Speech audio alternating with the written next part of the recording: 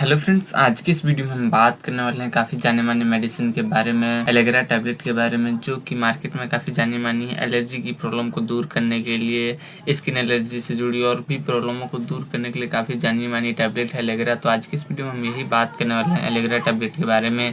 इसमें कॉम्बिनेशन क्या है, कॉम्बिनेशन का क्या काम है, इसे आप किस पर्पज़ में इस्तेमाल कर सकते हैं, क्या आपके फ़ायदेमंद होगा, इसकी क्या डोज़ होनी चाहिए, इसके क्या साइड इफ़ेक्ट्स हो सकते हैं, यह सभी बातें हम इस वीडियो में बात करने वाले हैं। तो बात करते हैं एलोवेरा टैबलेट, जो कि आपके पास के मेडिकल स्टोर में बहुत ही आसानी से मिल जाता है।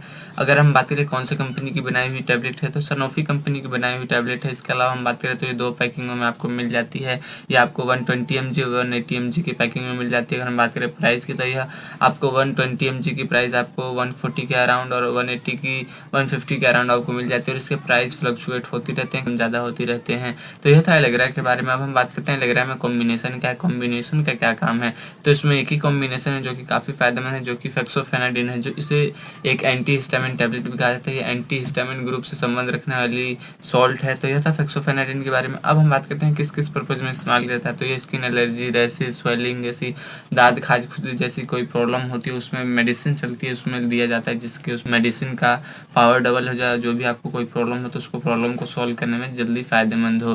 तो ये होता है इसका काम। अगर हम बात करें किस-किस पर्पज़ में आप इसे इस्तेमाल कर सकते हैं, तो आप इसे एलर्जी की प्रॉब्लम में इसे इस्तेमाल कर सकते हैं। रैशेज़, स्वेलिंग होना, रैशेज़ की वजह से या व्हाइट हो जाना, या आपको दाद खाज खुजली है, फंगल इन्फेक्शन है, कोल्ड कफ है, जुकाम हो रहा हो, इस तरह कोई भी प्रॉब्लम होता है तो उसमें इसे दिया जाता है, जो कि एक एंटी हिस्टामिन है।